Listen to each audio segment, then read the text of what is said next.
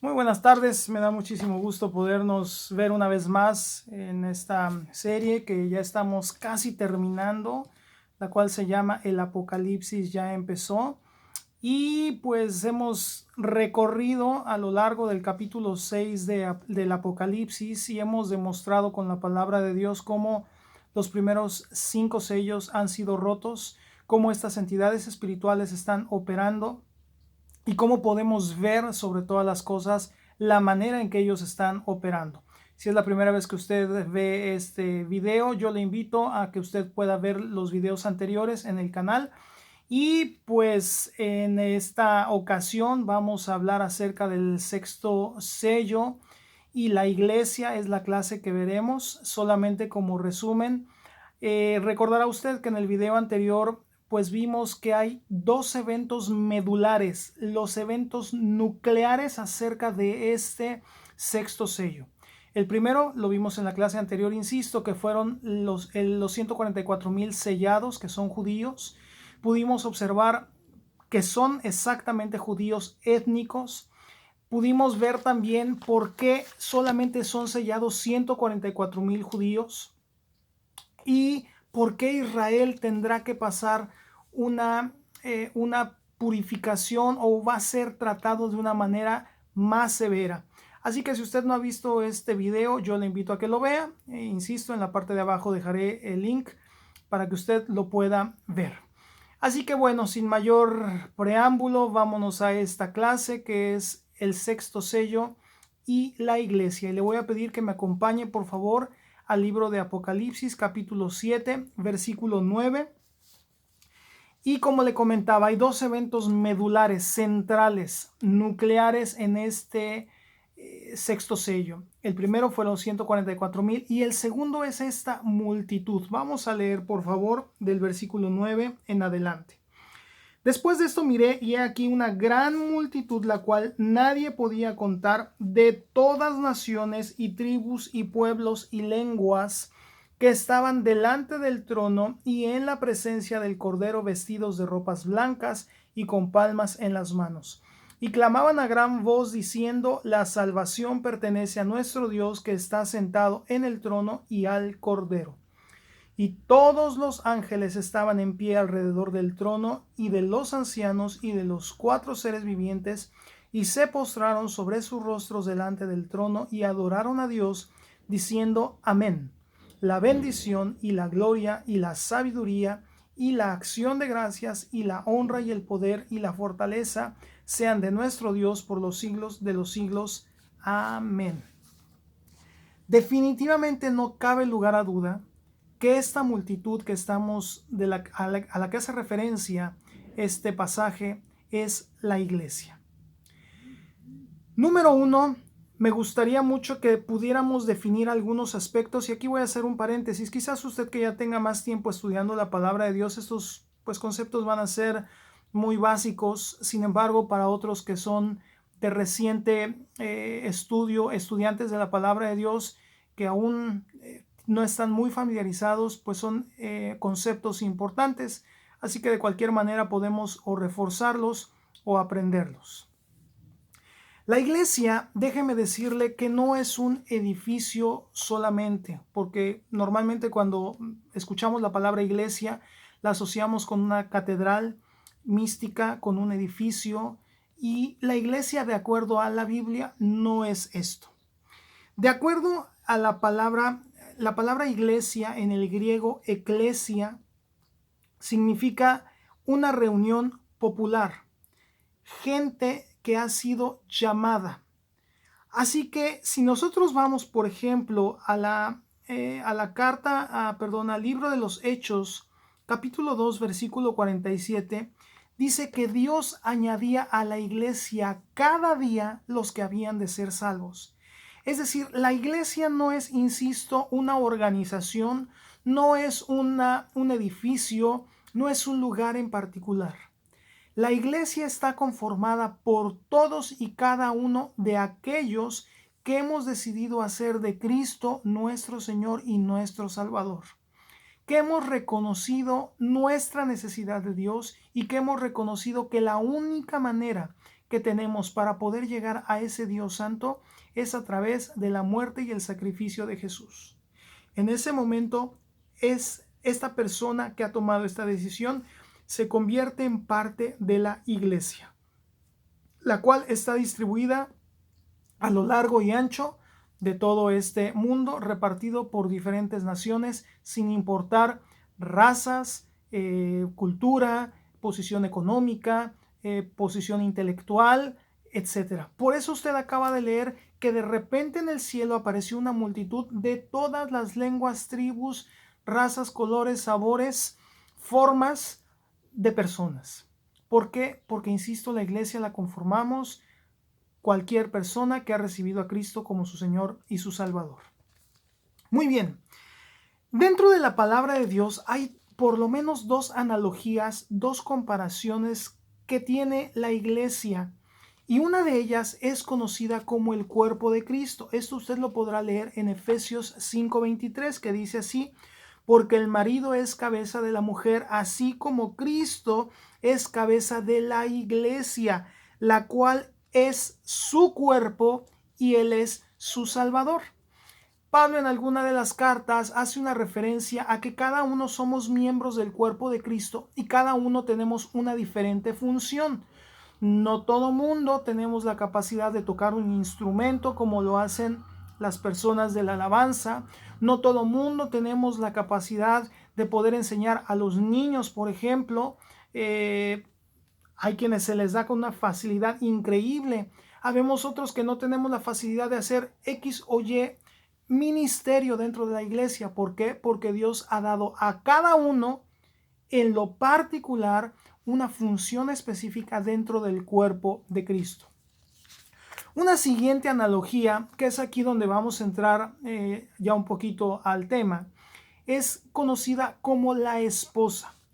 Apocalipsis 19, 7 y 8 dice: gocémonos y alegrémonos y demos gloria, porque han llegado las bodas del Cordero y a su esposa se le ha concedido que se vista de lino fino. Por lo tanto, la iglesia también tiene esta analogía, tiene esta comparación como la esposa de Cristo. En este momento es la novia. Y déjeme hacer aquí un comparativo. Vamos a poner en una columna al pueblo de Israel y en la otra columna vamos a poner a la iglesia. Número 1, el pueblo de Israel es un proyecto que en este momento está pausado. Romanos 8, Romanos 9 dice que Dios no ha terminado con Israel, que Dios tuvo que hacer una pausa, la cual también le expliqué en la clase pasada por qué razón Dios tuvo que hacer este stop, este alto con el pueblo de Israel, insertar o tomar en este momento el proyecto llamado la iglesia, la cual este proyecto aún está activo. La iglesia, el periodo de la gracia, aún sigue activo, mientras el pueblo de Israel está pausado. Por otro lado, el pueblo de Israel no podemos negarlo por ninguna manera, pero es el pueblo escogido que Dios ama, que Dios ha bendecido de una manera particular, e insisto, ese lugar y ese papel nadie jamás lo va a poder suplir o suplantar. El pueblo de Israel es el pueblo escogido por Dios, pero la iglesia es la novia de Cristo. Por otro lado, Dios al pueblo de Israel le dio la ley. A la iglesia Dios le ha dado la gracia. El pueblo de Israel es un pueblo elegido. La iglesia son personas que han sido invitadas.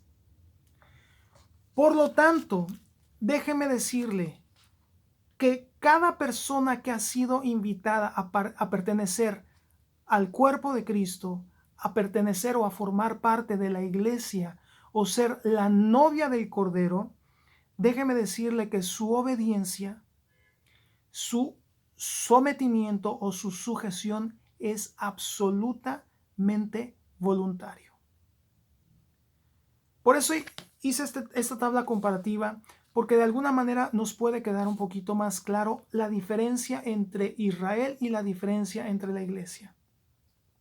El pueblo de Israel fue elegido, no tuvo elección. Usted y yo sí tenemos la oportunidad de elegir. Tú puedes decidir creer a Cristo como tu Señor y tu Salvador, o tú puedes decidir rechazarlo. Es una elección absoluta y totalmente personal. Déjeme decirle, y tomando un poquito esta analogía, ¿estará usted de acuerdo que en situaciones y en condiciones normales, todos nosotros que en algún momento, bueno, que estamos casados o que en algún momento se van a casar o que estuvieron casados, nadie nos obligó? Todo mundo llegamos al altar por nuestra propia voluntad, por nuestro propio deseo y por nuestra propia elección. Insisto, estoy hablando de la generalidad. Si en el siglo pasado quizás nuestras abuelas o bisabuelas eran matrimonios arreglados, es otro cantar. Pero en general, todo mundo llegamos al altar de manera voluntaria. Nadie nos forzó. Si salió bien o salió mal, eso ya es otro cantar y eso es otro boleto. Pero nadie se casó a la fuerza.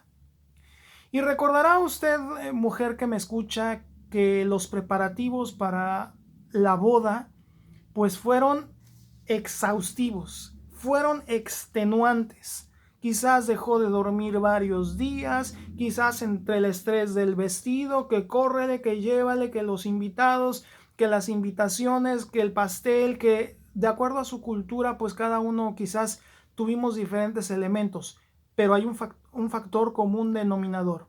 Fue estresante, fue cansado. Pero era un momento emocionante, ¿cierto o no? ¿Por qué? Porque había ilusión de vivir, de compartir nuestra vida con la otra persona, de formar un hogar, de poder procrear, etcétera, etcétera. ¿Cuál es el punto aquí?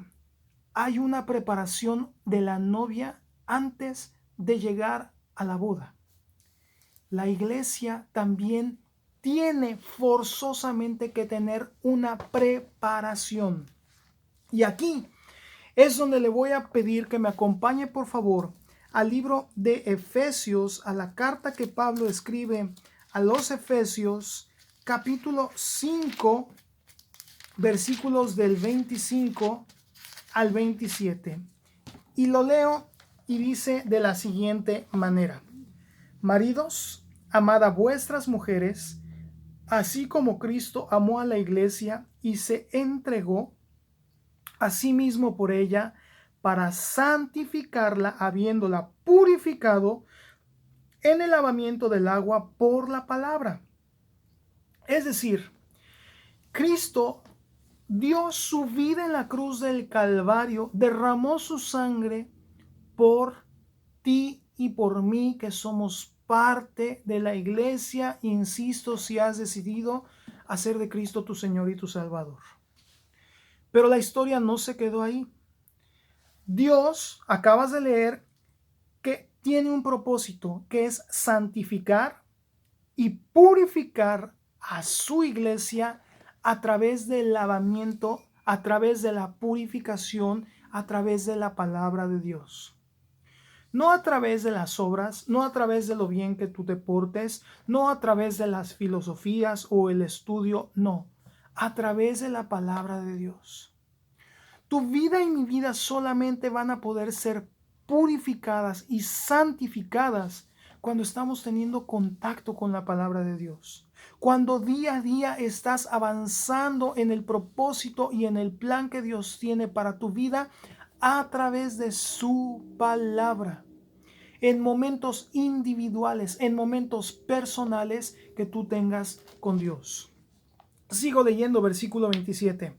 A fin de presentársela a sí mismo una iglesia gloriosa, que no tuviese mancha, ni arruga, ni cosa semejante, sino que fuese santa y sin mancha. Aquí observamos prácticamente dos cosas. La herramienta que Dios nos ha dado para purificarnos y santificarnos, insisto, es su palabra. No, regreso y perdón que sea tan insistente, pero no es la religión Usted no se va a purificar yendo 50 kilómetros andando descalzo o de rodillas. Usted no se va a purificar dejando de tomar 6 meses o dejando de tal o cual hábito 6 meses, un año o vistiendo de tal o cual manera. Usted no se va a purificar de ninguna otra manera más que con la palabra de Dios. La palabra de Dios es lo único que va a poder transformar, cambiar nuestro interior. Aunque usted, regreso al ejemplo, aunque usted camine de rodillas y termine con las rodillas prácticamente sangradas, eso no le va a quitar la amargura y el rencor que usted tiene contra algún familiar que de pequeño abusó, golpeó o lastimó su corazón. Aunque usted se ponga un hábito de 8 meses, lo que usted quiera, jamás va a quitar el pecado que hay dentro de su corazón. Lo único que va a cambiar y va a limpiar ese pecado es la palabra de Dios, cuando usted la lee y cuando la obedecemos. Porque dice aquí la Biblia, no es justificado el que escucha nada más y así que bonito, ya escuché al pastor, ya escuché la predicación y que no debo hacer tal o cual cosa. Es justificado aquel que escucha, pero que lo pone en acción, que obedece, que empieza a tratar a su esposa de una manera como Dios quiere que tratemos a nuestra esposa, que empiezas a amar a tus hijos de la manera en que Dios quiere que amemos a nuestros hijos, no de la manera en que tú y yo pensamos. Ese es el primer punto. Dios nos ha dado su palabra como herramienta. Pero el hecho de que la iglesia sea santa y sin mancha, déjame decirle que eso es asunto total y absolutamente personal. Es una decisión de usted y mía permanecer puros y sin mancha. Y cada día estarnos purificando más y más y más en la palabra de Dios. La palabra mancha o sin mancha en este caso es una palabra en griego que significa sin defecto. La palabra arruga es una palabra que quiere decir que no hay doblez, es decir, que no somos doble cara, que no somos una persona aquí y otra persona acá. Y esta palabra arruga deriva de la idea de que es una corriente que no permite que la persona esté firme. Cuando usted cruza un río o ha visto que cruza un río, la corriente no permite que haya estabilidad en la persona, porque la corriente puede ser muy fuerte, que haga que la persona trastabille, se tropiece o se caiga. Cuando hay arruga en nuestras vidas, de acuerdo a esta palabra y de acuerdo a la etimología de la palabra, cuando usted no está firme, no hay de otra, o está firme o está flojo, o está firme o está tambaleando, esa era la palabra. Entonces, esta palabra de que no haya arruga en la iglesia tiene esta idea, que no está firme y que se deja llevar por cualquier corriente. Desgraciadamente lo estamos viendo en nuestros días. La iglesia está siendo atacada por muchísimas doctrinas que no son bíblicas y hay muchos cristianos que se están yendo. ¿Pero por qué razón? Porque no están tomando su responsabilidad personal de mantenerse santos, puros y sin mancha a través de la palabra de Dios. Prefieren ir a buscar al hombre que les dé una palabra, que les dé una profecía, etcétera, pero no quieren ir a la palabra de Dios a pasar tiempo con Dios para que entonces Dios empiece a hablar a sus vidas. Insisto, esto es algo individual. Yo no lo puedo hacer por ti, tú no lo puedes hacer por mí. Esto es individual. Número 2, le voy a pedir por favor que me acompañe hablando de esta analogía, de estas vírgenes que están, de esta novia que está esperando al esposo. Hay una analogía en el libro, el Evangelio de Mateo, capítulo 25, y vamos a extraer alguna información importante, algunos principios valiosos que estoy seguro que podrán ayudarnos y ayudarte en nuestra vida. Capítulo 25 del libro de Mateo, del Evangelio de Mateo dice: Entonces el reino de los cielos será semejante a 10 vírgenes que tomando sus lámparas salieron a recibir al esposo. 5 de ellas eran prudentes y 5 insensatas. Las insensatas, tomando sus lámparas, no tomaron consigo aceite, mas las prudentes tomaron aceite en sus vasijas juntamente con sus lámparas. Tardándose el esposo, cabecearon todas y se durmieron. Y a la medianoche se oyó un clamor: aquí viene el esposo, salid a recibirle. Entonces todas aquellas vírgenes se levantaron y arreglaron sus lámparas. Y las insensatas dijeron a las prudentes: dadnos de vuestro aceite, porque nuestras lámparas se apagan. Mas las prudentes respondieron diciendo: para que no os falte a vosotras ni a nosotras, id más bien a los que venden y comprad para vosotras mismas. Pero mientras ellas iban a comprar, vino el esposo, y las que estaban preparadas entraron con él a las bodas, y se cerró la puerta. Después, versículo 11, vinieron también las otras vírgenes diciendo: Señor, Señor, ábrenos. Mas él respondió y dijo: de cierto os digo que no os conozco. Velad pues, porque no sabéis el día ni la hora en que el Hijo del Hombre ha de venir. Quiero que observemos que hay 10 personas, 10 mujeres que simulan, que toman la figura de la iglesia, pero quiero que veamos que hay 2 grupos. Uno de ellos son prudentes. La palabra prudentes, franimos, en el griego significa sensato, sagaz, discreto, de carácter cauto. Deriva de una palabra que significa reinar o frenar las emociones, frenar la mente o frenar el modo de pensar. Déjeme decirle que cuando usted y yo empezamos a tener tiempos con la palabra de Dios y tiempos con Dios, y la misma Biblia empieza a purificar nuestra alma, las emociones ya no empiezan a tomar control de su vida. Dos o tres videos atrás, le comentaba que las cárceles están llenas de gentes que pusieron sus emociones por encima de su lógica. Estas personas, estas vírgenes prudentes, eran sensatas, sabían perfectamente que sus emociones no podían dominar su razón. Sabían que a pesar de que a lo mejor las circunstancias fueran adversas, entendían perfectamente que las promesas de Dios son suficientes para poder ayudarte y ayudarme en los momentos de angustia, de dolor, de tristeza, de desesperanza, de soledad, de amargura, de gozo, etc. ¿Por qué? Porque habían entendido que sus emociones deben estar controladas, sujetadas. ¿Por qué? Por la palabra de Dios, por el lavamiento de la palabra de Dios, que es constante. Vemos el otro grupo, que eran insensatas. La palabra insensata significa aburrido, necio, cabezadura o ignorante. Hay otro grupo, los que van los domingos a la iglesia y simple y sencillamente van por cumplir.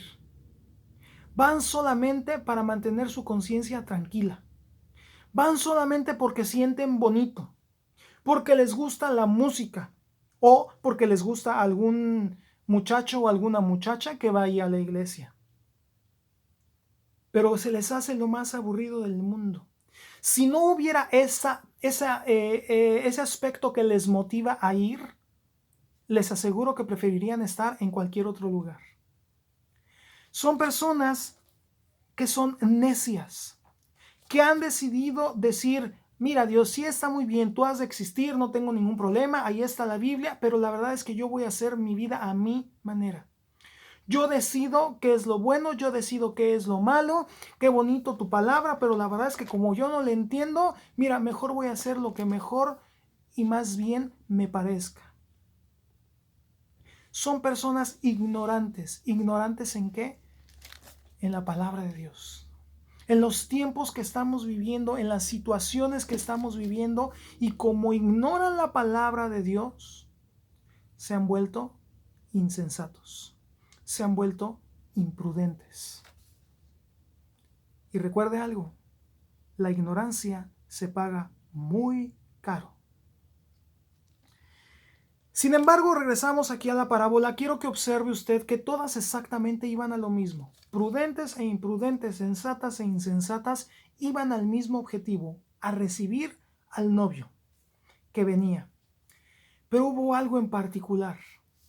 Las prudentes tomaron sus lámparas y tomaron una porción extra de aceite.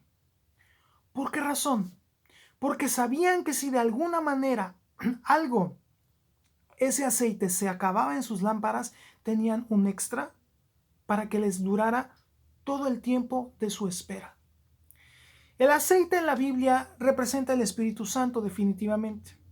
Sin embargo, aquí en este momento, este aceite es un combustible. De hecho, la palabra aceite en el griego significa algo que hace brillar.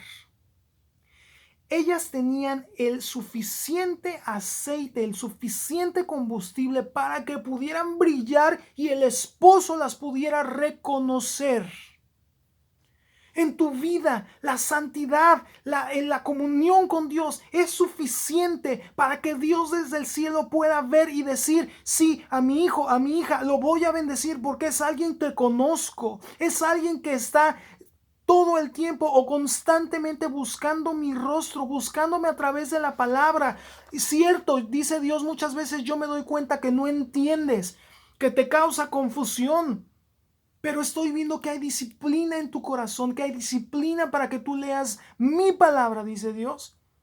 Y entonces, poco a poco Dios va a ir iluminando tu cabeza y mi cabeza para que cada vez podamos entender con mayor facilidad la voz de Dios a través de su palabra. Entonces, estas mujeres tenían aceite suficiente y tenían un extra para poder brillar. A los dos grupos les pasó exactamente lo mismo. Durmieron, cabecearon. Pero ¿qué sucedió?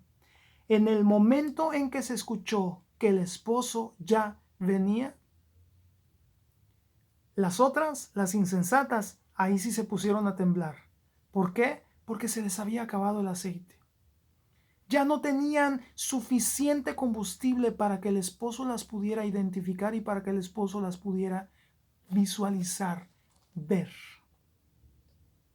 ¿Y quiénes son las que entraron? Las que estaban listas, las que estaban preparadas.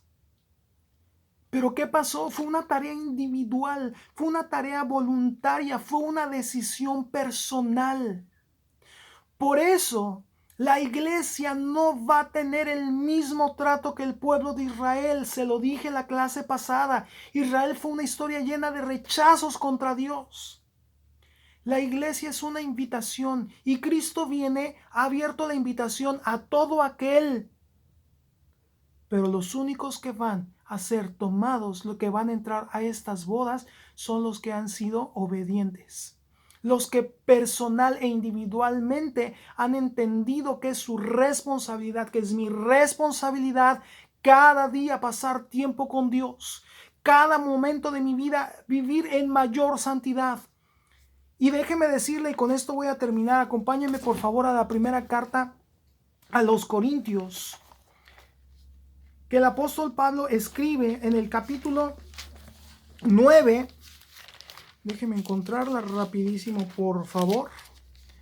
Capítulo 9, versículos 26 y 27. Dice así Pablo: así que yo de esta manera corro, no como a la aventura, de esta manera peleo, no como quien golpea el aire, sino que golpeo mi cuerpo y lo pongo en servidumbre, no sea que yo, habiendo sido heraldo para otros, yo mismo venga a ser eliminado.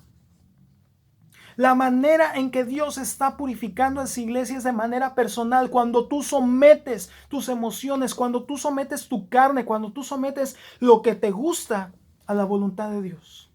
Y aunque me guste, si aquí dice que es pecado, no lo hago.